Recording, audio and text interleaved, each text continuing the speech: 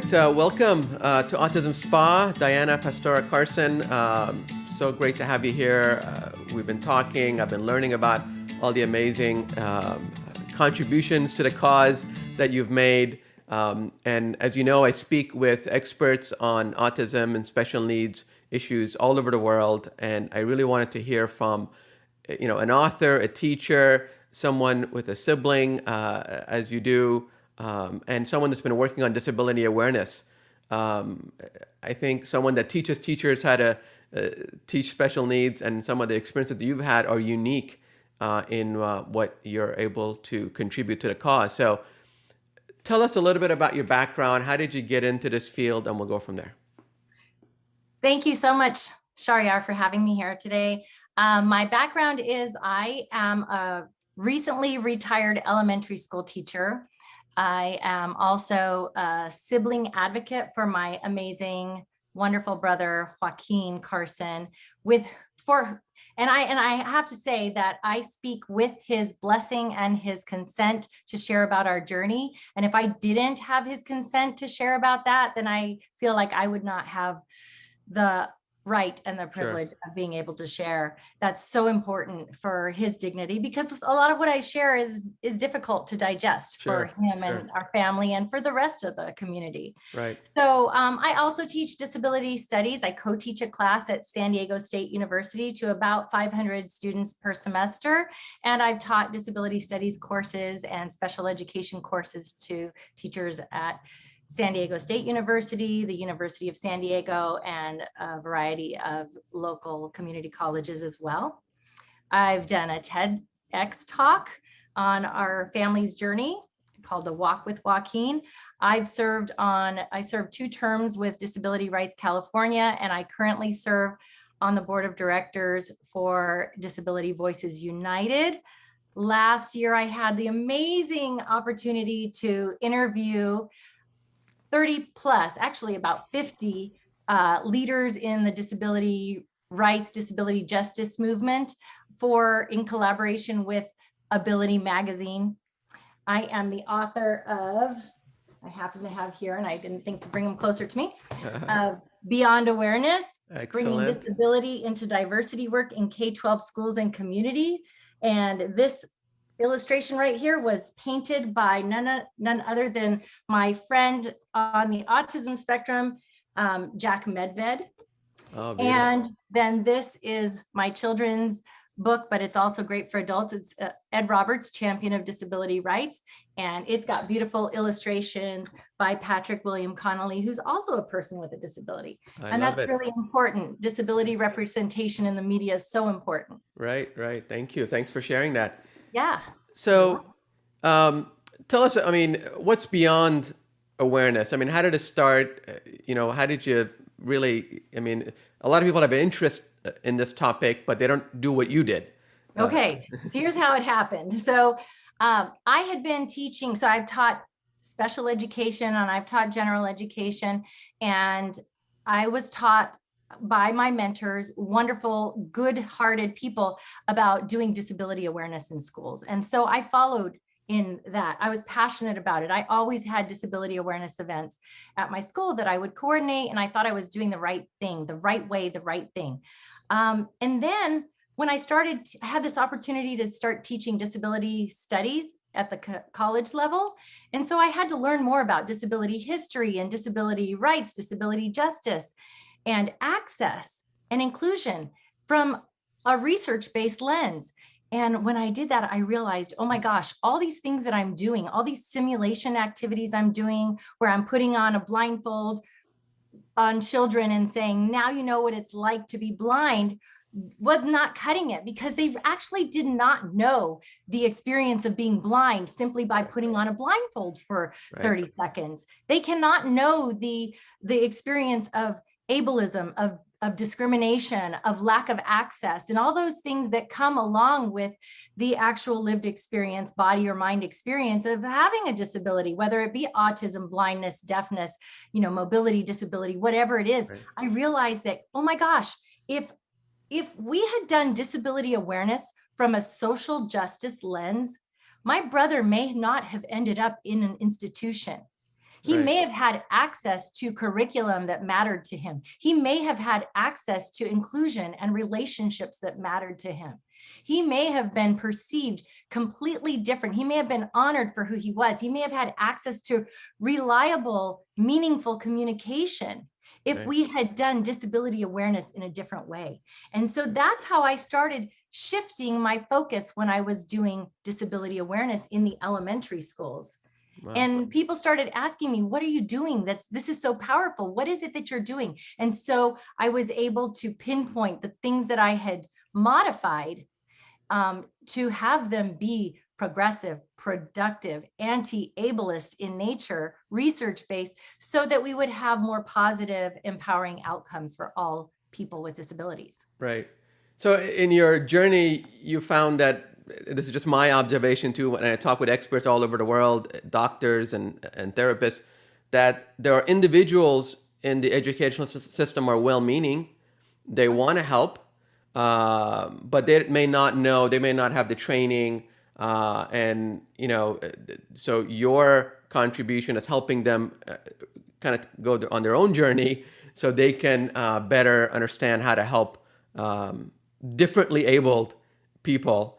Or disabled people. Yeah. Disabled people. Yeah. And there's a movement that says, just say the word, say it, Yeah. disabled. There's no Right. shame in disability. There's no stigma that needs to be associated with. We could say disabled Right. and be Right. proud of it. Right. And I know that may seem insensitive to some people, like parents who are in the thick of it right now. And I understand, because my family, we have been in the thick of it. And, my brother was institutionalized for 15 years as a result of being in the thick of it.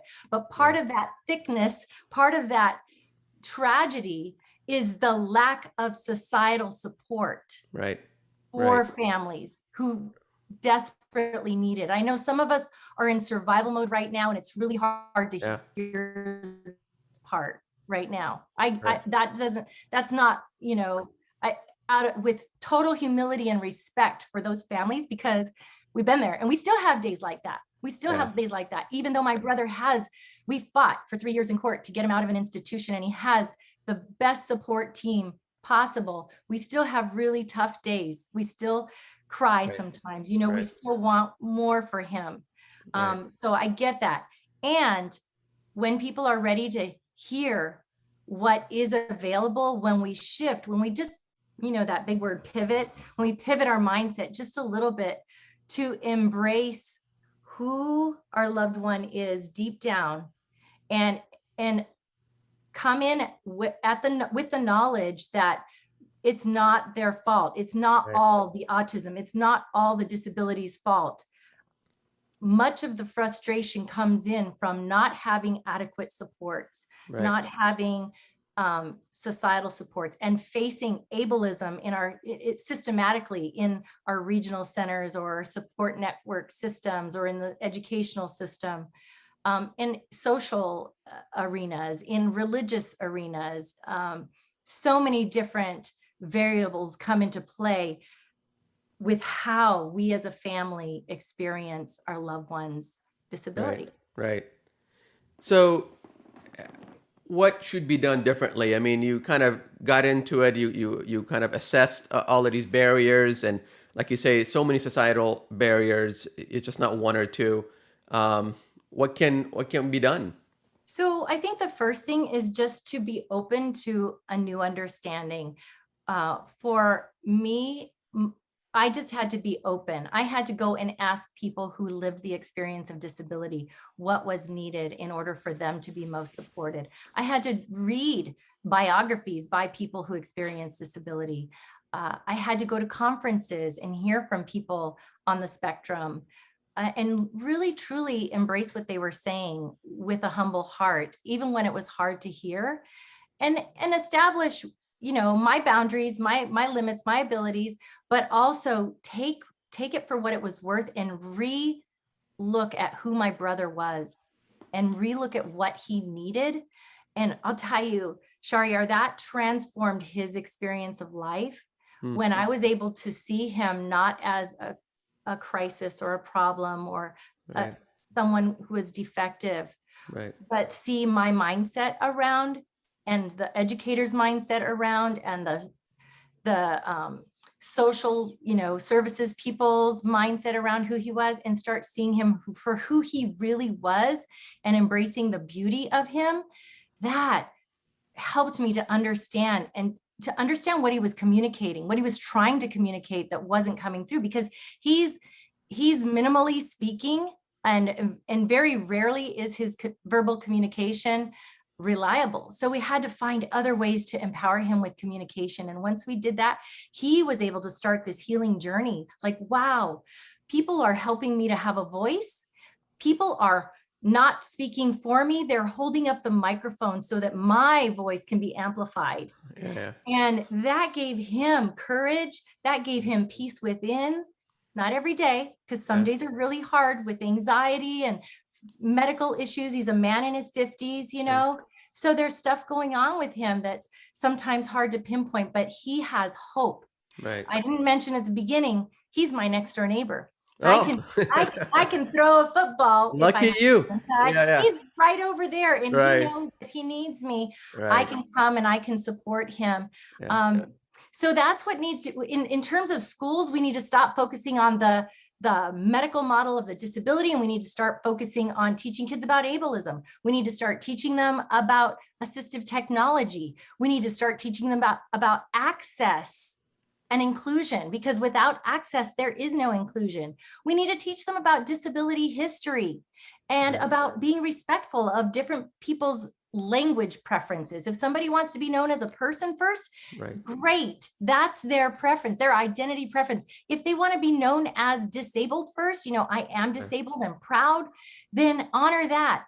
Yeah. They need to understand that we need to be a unified front for disability justice, for social justice, and join in with other social justice movements. It's not all about disability justice. We all need to support one another in having equity and access in our lives. Right.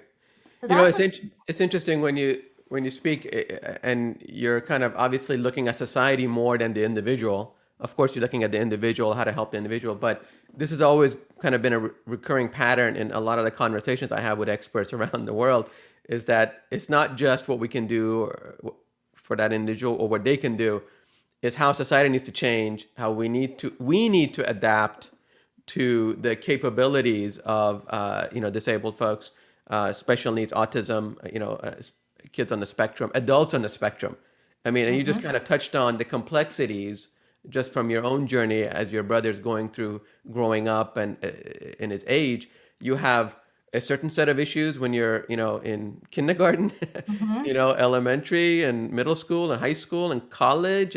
And frankly, not everybody makes it to an educational system. Many special needs folks do need 24/7 care. They are nonverbal. They have significant, developmental delays, keeping them from clearly communicating what's in their heart. And this is another thing I've again realized as I'm doing this podcast. Almost everyone universally agrees that they're in there.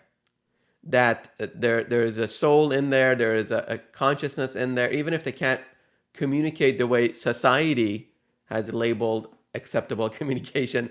They're most certainly in there. They have feelings, they have everything. My son, at 13, is nonverbal. He needs 24/7, care, but he most certainly has a personality. He is able to express affection and dislike. He can ignore me just like my other son can ignore me. As any teenager would. But it's just recognizing the individualness of, special needs kids and adults is a journey that society needs to pay greater attention to. Sounds like from what you're saying. Absolutely. I want to piggyback on that.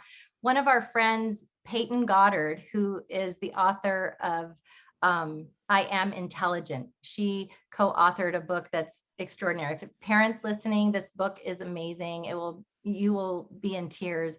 But she's a local friend of ours, and we speak with her and her family regularly and have visits with them. But she has a quote that I love, and it's esteeming each person as vastly valuable seeds their peaceful self, seeds their peaceful self. So we need to esteem each person as vastly valuable. And that sounds like what you're doing with your son. Yeah. There's Yeah. nothing broken about him. He may Yeah. have significant behavior support Yeah. needs, significant communication support needs, but there is something to be learned with him and from him in this life. Oh yeah. Yeah. And honestly, I'll tell you, I mean, my other son knows this, but my special needs son is being next to him is one of my favorite places to be in the world. So it's and I think a lot of parents feel that way, not just because they think they need them more, but my abled son, this disabled son, however which way we want to call it, is capable of great compassion, and he has great power in spewing love and compassion to anyone standing next to him. He is loved, just beloved by everybody around him. And I don't know if that's just his personality. That's him. It's not like because he's disabled or he's autistic, he has that capability of certain confidence about him, even if he can't speak, which kind of leads me to, I think something we want to talk about is, sometimes we kind of hold disabled folks on a pedestal, and they're inspirational because they're disabled. And I kind of want to understand a little bit more about your viewpoints about how that plays into how we're evolving as a society to look at disability. Yes. So what you're referring to is inspiration porn is what the term is. And there's a great TED Talk by Stella Young, may she rest in peace. And it's about 10 minutes long. And if anybody's interested in knowing more about this, I'll give a brief summary. But basically, inspiration porn is when we elevate people and say, if they can do it, so can you. It's objectifying people solely based on the fact that they have a disability in order to lift ourselves up, to give us pleasure. Right. And it's seen as greatly offensive, and it's not a way to do disability awareness. Because what we're doing is we're saying, look at how great they are. They were able to get out of bed and tie their shoes, and they could do all these things that we do. They had a cup of coffee. Oh my gosh, aren't they wonderful?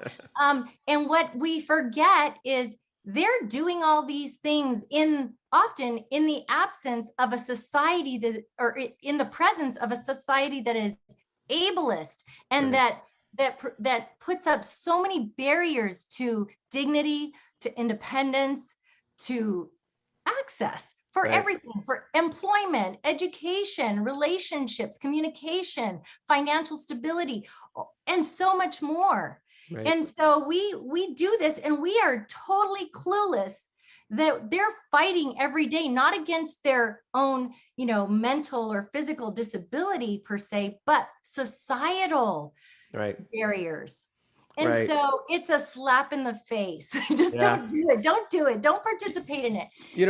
And we all are learning. I'm learning still about this, but it's important to be aware. Watch Stella Young's TED Talk, Stella Young on YouTube. Got it. No, I think that's a good point. We're all learning. And, I think it's incorrect to stereotype disabled people, any one group of people that all share the same traits. They're different people. Some are inspirational, some are not. Some are, some have, they have different qualities, different abilities. And I think, again, when your society looking at people like that, it's easy to stereotype and fall into a trap, as you're describing it in so many ways. But look, you've gone through your own personal journey, and almost everyone I talk to on these podcasts, they all have their doctors, therapists, they all have some. What have you learned, now that you're doing this, disability awareness, what have you learned, and how does this change your relationship with your brother? Wow. Well, one thing that I've learned is to grant myself and others grace. We're all learning. It is part of a journey, and we have been brought up in this culture that has taught us so many things wrong, in a wrong way. And so we need to, go forward with cultural humility and grace for ourselves and forgiveness for ourselves if we've participated in ableist thinking and ableist practices. And so I have to do that repeatedly with myself and always be open to new learnings from people who experience disability themselves. Right, right. What I've learned is not all professionals are I don't consider any professionals as experts unless they experience disability. Right. They may be experts in some things, but they don't have knowledge of ableism in terms of ableist discrimination. Unless, so I do include some families, Right. those who are on the front lines for their loved ones, with their loved ones, who, for whatever reason, at any given point in time, just need them to be there for them. Not saying that they should always be the one speaking for their child. Again, amplifying the voice of the child, providing a way for that child to communicate. I've learned that. And when I learned that my role was not to speak for Joaquin and not to do for Joaquin and not to judge Joaquin, but to listen, to actually truly listen to everything about his communication and not just hear his voice, but to honor it. Even if it was hard for me to honor what he wanted or needed at that time, then that would promote him having a healing in his life and able to have a more self-determined, inner peace-filled life. Right. So that changed our relationship. It really did. And not all siblings are ready at the same point that I was ready. And there's no judgment there.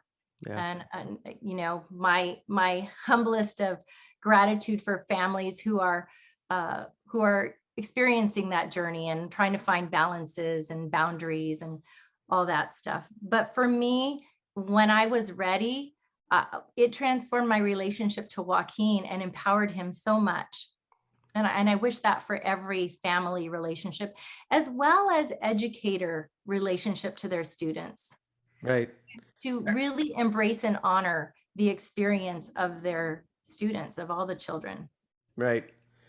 I hope for the same. It's difficult, like you say, like you can't possibly relate to someone just that's blind by just putting a blindfold on. You can always take the blindfold off. You didn't have to go through a day of, either feeling the anxiety of, not having. So same thing with autism, kind of being in there and not being able to speak, or having all the anxieties and the challenges that come with people on the spectrum. And the judgment from the outside world. Yeah, sure. Well, like my typical son struggles with that judgment, and he's dealing with that, in middle school. So why wouldn't, my special needs son? So, Diana, tell me about, now that we're wrapping up, tell us a little bit about your books, your online platform. I'm going to have all of this in the bottom of the blog under the podcast, but I want to hear from you what your sense is. Thank you. Yeah, I would love to. So I have an upcoming digital course called Beyond Awareness. And to get people started, if they'd like just to get a taste of what it's going to be about, I have a free downloadable ebook called The 5 Keys to Going Beyond Awareness. It's very helpful to people wanting to learn more about how to create a powerful, respectful, research-based disability event or conversation. And that's at www.gobeyondawareness.com/keys, KEYS. Right. Gobeyondawareness.com/keys. And I also, so I wanted to say that that's also perfect for educators and parents. Sometimes parents just need something they can share with their school if they want to, have the school be transformed towards a more inclusive mindset. This is a great segue for parents to introduce to the educators in their child's life. It has simple, actionable steps that can be implemented right away in classrooms and in school communities. And if you get that free ebook, you also get the updates to any other offerings that I will have. And you can find me on social media, on Facebook. I have a Beyond Awareness page on Facebook and a Ed Roberts Children's Book Facebook page. And I'm also on Instagram under Diana Pastora Carson, and LinkedIn also under Diana Pastora Carson. Amazing. Listening to all that you've done, I feel like I've wasted my life, and I just haven't done anything yet. but No. but I'm glad that we did connect on this conversation. We're gonna keep in touch. We're gonna talk more as maybe new books and new programs come out. We're in this struggle together with our loved ones. With your brother and my son. And people reach out to me from all over the world after they listen to a podcast, and people I've never heard of. I don't know. They're not in my connections, but they feel like our conversation touched their lives, and they learned something, and Yes. somehow they were better enabled to deal with the struggles that they're having. So that's the point of this podcast. That's the point of, I think, what we're both doing from different angles. So I'm glad that our mutual friend got us connected. We're going to keep in touch. And we're going to continue to follow your accomplishments, Diana Pastora Carson, with great anticipation and admiration. Thank you so much for your time. Thank you so much, Shahriar. Take care. Take care.